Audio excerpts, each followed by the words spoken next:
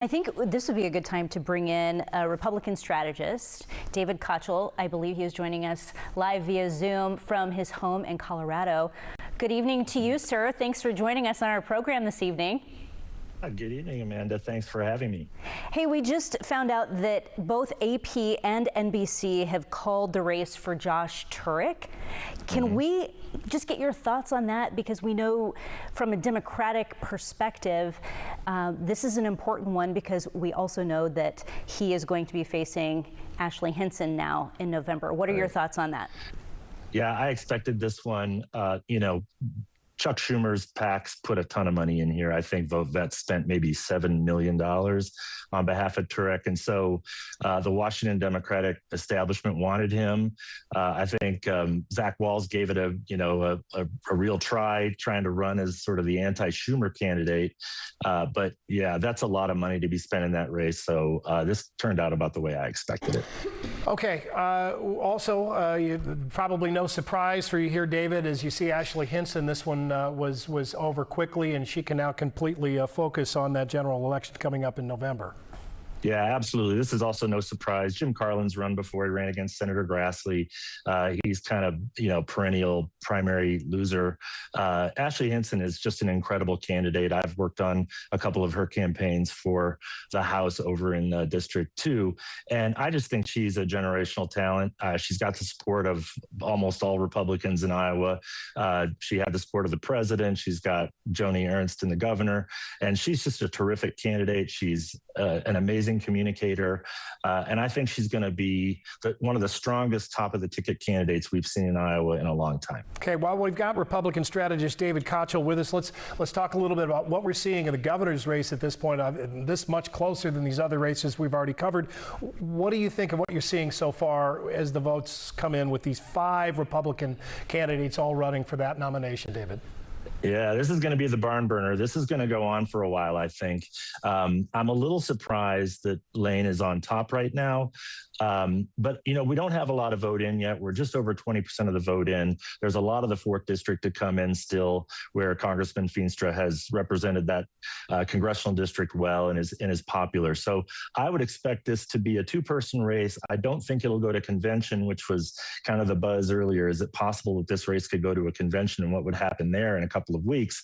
But right now, Eddie Andrews and Brad Sherman just aren't putting enough votes together to, for there to be 65% of the also ran candidates. So looks to me like this is going to be a race between Lane and Feenstra, and it looks like it's tightening up a little bit now, and obviously still a ton of vote out. We're just over 20% in, so we'll just have to see where this one goes, but I would guess we're not going to have an early call on this race. I think this one will be the one we're watching for a while now this evening. You actually took the words out of my mouth because we updated our numbers here as you were speaking. What do you make of Trump's endorsement of Feenstra so late in the game and so soon before people were heading to the polls for this primary? Yeah, I was surprised it took that long. But, look, the president is kind of unpredictable sometimes in these primaries. He endorsed late in Texas as well. I do think it's probably going to be enough to get Randy over the top as we see these votes come in.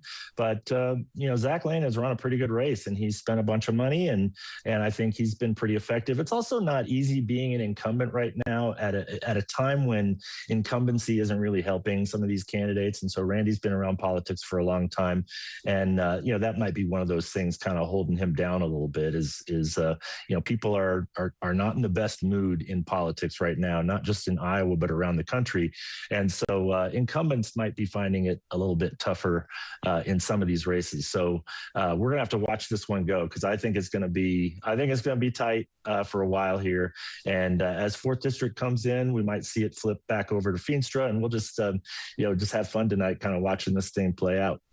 Okay, David, these numbers updating kind of as you're speaking there, as we see this is tightened up a little bit more here. Zach Lane, 36% of the vote. Randy Feenstra, 35% of the vote. As we start throwing around the idea of a convention here, for many of us who aren't maybe familiar with the way that works, or what to expect there, or what might you want to cheer for here, if one of these candidates is looking like they're kind of on the line there. What do we know about what can you tell us about a convention? Well, a convention is, is a real wild card. We've seen some interesting ones in Iowa going back to when we had one in the 3rd congressional district. David, his name is escaping me, even though he's a friend of mine. We've seen some really wild conventions. They can move things around a lot.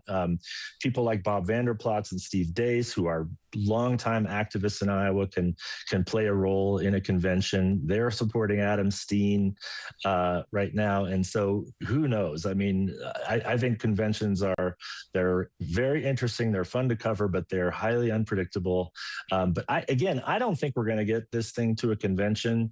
I just don't think there's enough vote share out there among Eddie Andrews and some of these other candidates to get that 65% threshold to pull somebody under 35. Although the way this is playing out right now, 36, 35, I guess anything's possible, but I just don't see those 3rd, 4th, and 5th place candidates pulling 65% to get us there. I do see that Sioux County has come in, or at least a lot of it has come in, which is Randy Feenstra's home county. So that's probably why he's bumped this a little closer now, and we'll just have to keep watching as things come in. A lot of Eastern Iowa has come in earlier than Western Iowa, so we'll have to see this thing go. This is gonna be I think the race of the night to be watching. So it'll be fun to break this down for you. Okay, you can continue watching our uninterrupted election coverage here of the primaries on our WHO 13 Plus app.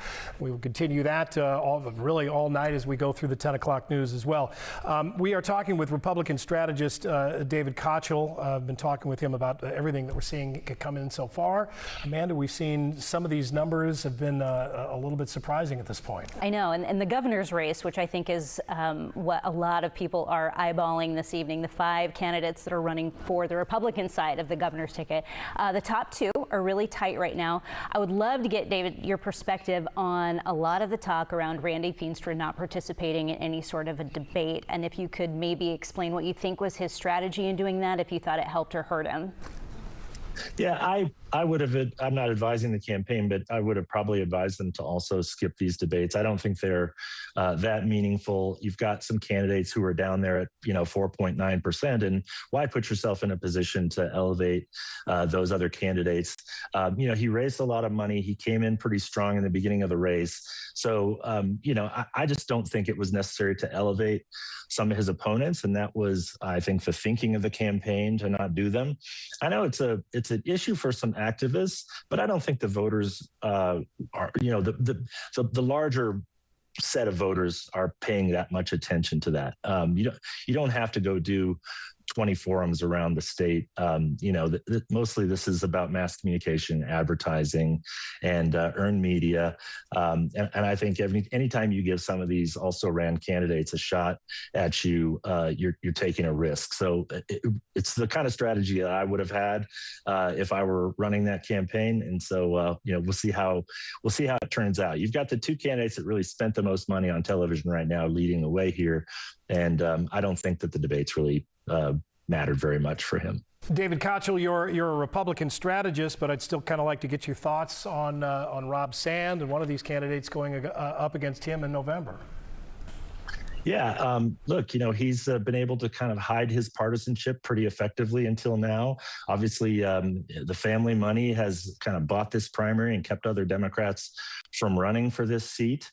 I think he thinks that he can run as some sort of new nonpartisan candidate, but that's not how this works. So I do think that as the campaign is prosecuted against him throughout the summer and fall, he's going to have to run as a Democrat, and the Democratic brand in Iowa is pretty unpopular.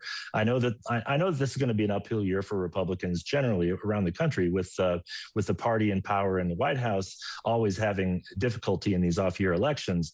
But this is a big hill to climb, even for Rob Sand, and I think he can't run an entire election without really taking any positions as a Democratic candidate. He's gonna have to own some of the Democratic brand in Iowa, which I don't think is going to be helpful to him.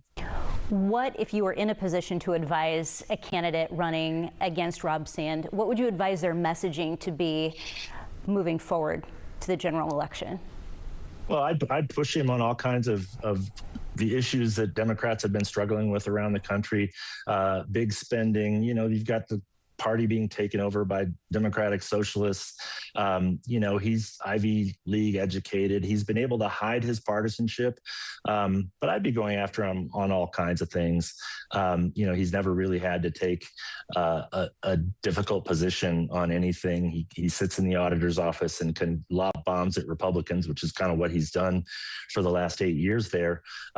So I'd be going after him as a partisan Democrat, and I would try to paint him as outside of the mainstream in Iowa.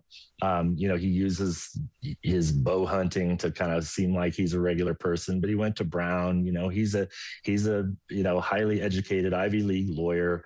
He's got liberal positions that he doesn't want to talk about, and so I'd just be pushing him on everything I could push him on. And if it's Randy Feenstra as the candidate, he loves his spreadsheets. He's great at the budget. He was on the Ways and Means Committee in the Iowa Senate. He's on the Ag Committee in Congress. He's delivered for Iowa. And I would just be, if I were Randy, I'd be going after Rob Sand as a liberal Democrat from the get-go, and see how well you can prosecute that case. And he'll have a lot of help. There'll be a lot of money spent on both sides. I know that Rob Sand has a lot of family money that can, that he's hoping can buy this race, but I don't think Iowans go for that. Okay, the thoughts of Republican strategist David Kochel there.